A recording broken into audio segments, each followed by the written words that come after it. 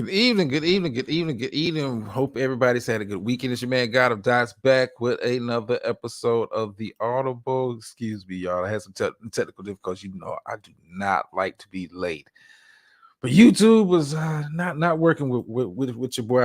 I'm finally got it where I wanted to be, and now I can, add the little clip I wanted to add to the show. And if you saw the thumbnail, it says the NFL going too soft. There's been some rule changes in regards to the NFL.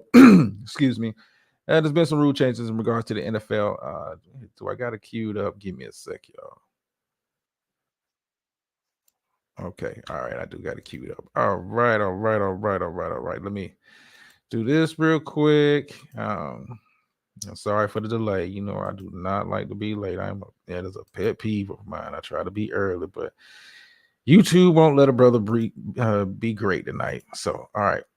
All right. So, yeah, there's been some rule changes in regards to the NFL for the upcoming seasons to come. The biggest one, the biggest rule change has been the hip drop tackle. And for those who don't know what the hip drop tackle is, let me take this down so you can get a good look at the video. And let's go. Three elements. A player grabs his opponent from the side and swivels his hips away from the ball carrier, elevates his feet so all of his body weight is unsupported while sinking or dropping his hips to the ground, and landing on the ball carrier's legs during the tackle. And I'll be honest with you, look, all jokes aside, it's pretty gruesome stuff here. We'll play that, and these are the three elements. A player grabs his opponent from the side and swivels his hips away from the ball carrier. All right, that's enough of that. Let me come back over here. Where am I at? All right, come on. There we go, StreamYard. Love me tonight. Love me tonight. All right, so yeah, the hip drop tackle has been banned from the NFL. I've have mixed feelings about this. I have very mixed feelings about the hip drop tackle being banned. For one, I know it can result in some very dangerous injuries. Trust me, I'm a Dallas Cowboys fan, and I know firsthand what that looks like with the hip drop tackle being in the league, i.e. Dak Prescott several seasons ago, Tony Pollard 2 seasons ago. Being taken out, it causes lower leg extremity injuries to players. And, it's, like you said, it's pretty gruesome to see when you catch it in slow-mo and, see how having that weight, dropping down on the leg can cause those kind of injuries. So I understand the NFL wanted to be safe, wanted to make the game safer for all players, and they've done a good job of making the game as safe as it possibly could be. But at the same time, has the NFL gone too soft? In my opinion, yes, it has. Yes, it has gone soft. We're like, I think, about a decade away from this literally being flag football. What is a defensive player supposed to do? And I understand offense is exciting. It sells tickets. It puts people in the seats. People like to see touchdowns and all of that kind of stuff. But as a defensive player, what are you supposed to do? If you hit a guy high, they're calling you for those kind of hits. If you hit a guy too low, they're calling those hits. The NFL, eventually, you just got to let the guys play football in the true spirit of the sport. Let the guys play football. I understand you're trying to be safe. You're trying to protect players, and you do that with equipment and all that. But the game is too fast. The guys are too strong, too athletic now. It's got to let them play, man. Like I said, I understand taking hip drop tackle out. Like I said, as a Cowboys fan, I know how that looks up close and personal. As a fan, 2 significant injuries are, 2 of the biggest ones that kind of push for this rule to be changed by the NFL. But eventually, you gotta let these guys play, or just do what you deal with the Pro Bowl, and just pretty much make it a flag football type of event. Like, what is a defensive player supposed to do? I mean, you already have problems along the defensive line and linebackers if they come in and where they hit the quarterback, how they hit the quarterback. If they hit him in the chest and he falls down, it's roughing the passer. I mean, you got all these rules in place to protect the quarterback. You have all these rules in place to where wide receivers can't get touched after 5 yards. Where I'm from the age of football. You jammed the guy. It was hand-to-hand combat all the way down the field, and a wide receiver just had to get open, despite the blanket coverage. I.e., most famous recent example of that kind of coverage being played in the NFL before the rule changes was Ty Law for the New England Patriots. Was all over the receivers, hands on the receivers, like you're jockeying for position, you're jockeying to get in a position to make a play. You've taken that away from the defensive backs. Now, how do you tackle a guy that is running towards you, has the momentum, is running towards you? How are you supposed to tackle? You get penalized if you hit the guy high. You get penalized if you hit the guy low. If you wrap him up, and if God forbids the guy leaves his feet as you're wrapping him up, you might get personal your personal foul call. What are we doing? What are we doing, NFL? I get it. You're trying to be safe. You're trying to limit injuries, but guys are going to get hurt. And the problem I have with making these rule changes, it's always involves the defense, but it never really involves the offense. Like, if you're a fan of the game, you've seen offensive linemen take out guys' knees, chop block, crack back block on an unsuspecting defensive player, and it rarely gets called. It's just kind of like business as usual. Oh, they're battling in the trenches, but let a defensive player take that kind of stand, start submarining offensive linemen, taking their knees out, shortening their careers, we'd be having a much different conversation today. I just think, hey, just let the guys play. It's football. You're going to get hit. You've been getting hit. If you're a football player, you've been getting hit since you started playing Pee Wee football. So you're accustomed to getting hit. Yes, will injuries happen? Yes, it will. You might tackle a guy, his head hits the ground in a funny way, and now he's in concussion protocol. I get it. You're trying to limit the injuries, but I mean, what is a defensive player supposed to do in a situation like that? Like you saw in the clip that we just played, you have Mark Andrews, one of the best tight ends in football, but also has a little size on him, and you have a linebacker who may be a little bit small. Like, what is he supposed to do? The guy has momentum. He's coming at him. He's at the advantage. How do you tackle a guy like that? What are we doing, NFL? Now, what is the guidelines now? If a guy loses his foot, and you're going to penalize him for saying, oh, he intended to do a hip drop tackle. Like, how are you calling this? And I think it's only gotten attention because, there's some significant interest to some star players in regards to this tackling style. And I don't think every defensive player does it. It's not like every play type tackle for a defensive player to make. But I mean, come on, man. Like, what are we doing? What are we doing? And that's the biggest rule change that just came out this week from the owners meeting. And the other rule change, I'm kind of like on the fence about that, is the kickoff. They revamped it. Kicker is kicking from the 35-yard line instead of from the 25-yard line like they used to. Now they're kicking from the 35. You're not seeing guys really return kickoffs like they did in about a decade so ago. Because what's the point? The ball's definitely going in the end zone. If it's not going out of the end zone, what's the point of even returning? And the NFL has seen a significant drop in kickoff returns. I want to say I researched, and the amount of kickoff returns has gone down 21% since they instituted the rule a couple years ago. Now they're revamping it to where it's even less likely that you'll even get a kickoff return. Now the only people that how the rule kind of breaks down, the only people that are allowed to move is the kicker as he's kicking the ball, and other players can't move. I'm talking about the kick teams can't move unless the returner or somebody touches the ball on the returning team, which I'm curious to see what that looks like. I know they've been trying that in the XFL. And the NFL has kind of put their own kind of little tweak to it, but it takes some of the fun out of kickoff time. I'm from the era of what's going on, Spot. I'm from the era of a Deion Sanders, Devin Hester, guys, making plays, Dante Hall, for Kansas City Chiefs back in the day, guys being able to make plays on kickoffs in special teams, especially kickoff and punt return, more or less kickoff, being a big part of a game. I can recall, the impact, having a Devin Hester, having Deshaun Jackson back there returning kickoffs, how, you had to strategize for it. You didn't kick it to him. You tried to kick it out of the end, so you hope for a touchback because these guys had the potential to return it. Now with the rules being what they are, they still XFL rules, and then like I said, XFL has been experimenting with it in their seasons.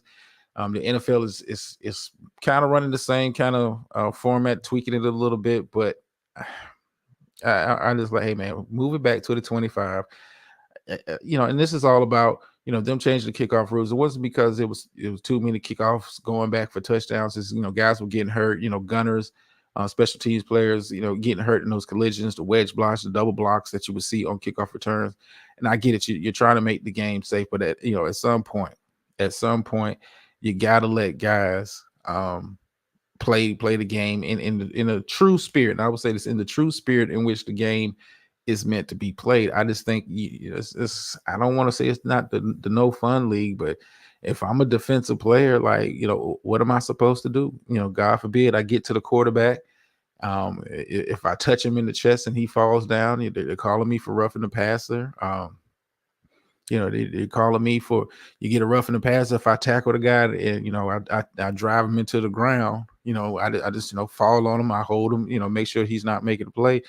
At the quarterback position, you're calling me for roughing the passer. I got to be conscious of, where I hit the guy. I think you're putting too much thought into it. Football, especially for a defensive player, when you get at the point of attack and it's time to make the play, you're not really thinking along those lines, like, hey, I got to tackle this guy. I don't want him to get by me. I don't want him to score a touchdown. That is the true essence of the game. And, whatever you had to do to get a guy to the ground, it's what you had to do to get a guy to the ground. I think it need to be like the 70s where they were picking guys up and slamming them? No, I don't think we need to go back to that. But like I said, as a defensive player, you're handcuffed. After 5 yards, you can't touch receivers. Now you can't. If I'm running the guy down from behind, I get the horse collar tackle because you're bringing the guy down basically by his neck. I get that. But if I'm, coming from behind, as you saw in the clip there, the guy was coming from behind trying to tackle the tight end who has size on him, who is has the advantage because he has the momentum going forward, and you're having to stop and try to, get your set in and make a sound tackle. He drops down. You drop your weight because you're trying to bring him down to the ground. What are you supposed to do in that situation? Like I said, I get it. You want to be safe, but I think the NFL is trending for me to where it's becoming a little too safe, and it takes away the essence of the game. It takes away the essence of the game, and I understand the concept. Guys, people pay to come see touchdowns. They want to see scoring. They want to see the superstar players, the superstar quarterbacks make plays.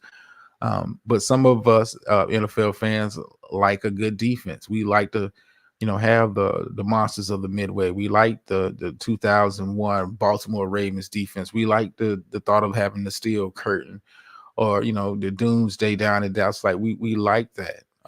We like, guys being able to go out there and hit, make plays. Those are highlights for a lot of fans, and some fans pay to come see good defense. I understand what I'm saying? Like for Baltimore Ravens, for the longest, you didn't come to see NFL went soft back in 2000. Yeah, I would kind of tend to agree. I say it started trending to being soft around 2000. I can recall watching the Baltimore Ravens. I didn't watch, you didn't watch a Ravens game to watch Trent Dilfer and Jamal Lewis, 3 yards in a cloud of dust and that, poo-poo, style offense. You wasn't paying to see that. You was paying to see Ray Lewis, Ed Reed and the boys, T Sizzle, get after guys. You paid to see the defense, The Giants wasn't selling tickets when Lawrence Taylor was there. That you paid to come see LT. Like people, as much as people want to see scoring, you want to see touchdowns, you want to see a guy earn it. And the way the league is kind of trending, I mean, you might as well make it flag football, man. The bob and weave, yeah. I just it's gonna. I'm curious to see how.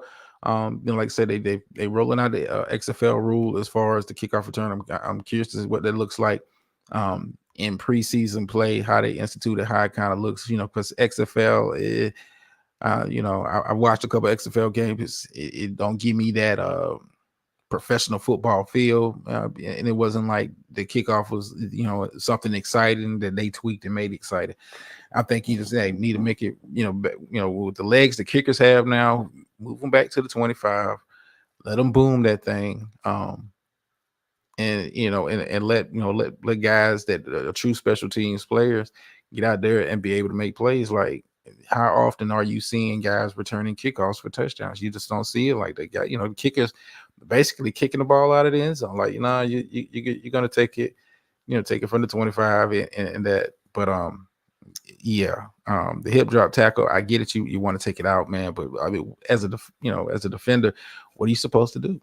What are you supposed? You can't hit a receiver coming across the middle. If he's a bang bang type play, if you hit him high, to try to knock the ball out, and they're calling you for targeting. I'm like, what are we doing in the field? What are we doing? How about the quarterback not put the wide receiver in harm's way like that? Why not send him?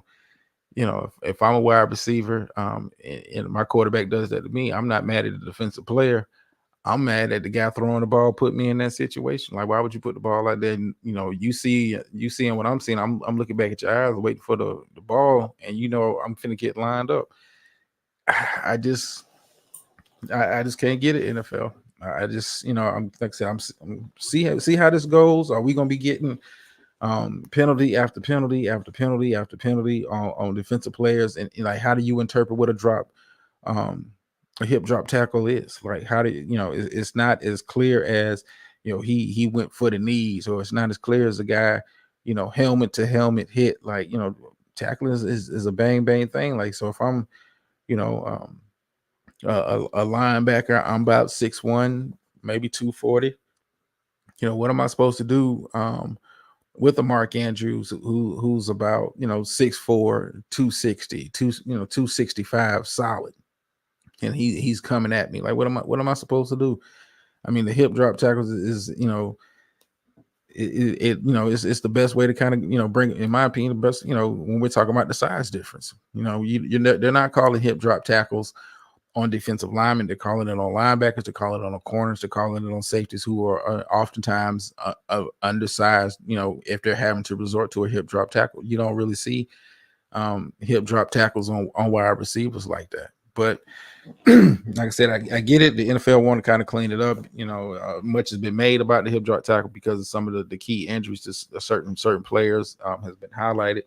Like I said, they're taking it out, but I mean, it's you're going too soft for me, man. You're going too soft for me at this point, man. For entertainment value, if this is the way the NFL is going to keep trending, I might have to watch more college football next season just to kind of get a better, more authentic feel for guys making plays. And that ain't saying too much, because outside of the SEC and the Big Ten, you're not really seeing smash mouth type defenses. So for the fans that love defense, love to see guys get hit. My one of my fondest memories, and I hate to say it like this, one of my fondest memories growing up as a kid was seeing LT, destroy Joe Theismann's career, right? And if you know what I'm talking about, you know what I'm talking about. LT, it pretty much ended that man's career on that hit. Touchdowns kind of come and go, but you gotta let these guys play, man. You got to let these guys play. Transition a little bit before we close out tonight's show. It's not going to be a long show. We will be back on Thursday, with some more NBA talk. I do have a little NBA talk tonight. We'll have some more on Thursday. We will be doing, I'll probably say next week, probably Tuesday on next week. We will be kind of doing get started, get ahead of the NFL draft. Draft is coming up next month. So we'll be looking at mock draft, looking at some of the team needs, some of the players that may be able to fill those needs. We'll basically be dealing with the first round of the NFL draft. I'm not going to get into doing 7-round predictions and all that. We'll do what we did last year, really focus in on the first round. It'll probably be a 2-part episode where we kind of look at some of the team needs, what those needs addressed in free agency, and some of the most likely candidates to be picked at those positions. So we'll be kind of doing that. And then as we get a little bit closer to the draft, I'll be giving you my final NFL mock draft, where I think the players will fall, who's in position to possibly trade up, trade back. And we'll kind of break that down starting next week. But then get a little bit into the NBA talk before we kind of close out tonight's show. And those that watch the show on a regular basis appreciate it. I always like, share, subscribe, all that good stuff. Those that watch the show know I'm a Lakers fan. I'm concerned. I'm concerned about my team chances this year. I'm really concerned. And I'm not only concerned for the Lakers, I'm also looking at the Golden State Warriors, who are, teetering on not even being able to make it to the play-in. I mean, has the league passed them by? Has the league passed them by? I think this year, more so than last year, you're starting to see teams really take seeding and positioning very serious. As we come down the home stretch of the regular season, I think teams put way more emphasis this year and to trying to secure home court, secure positioning as far as the playoffs are coming.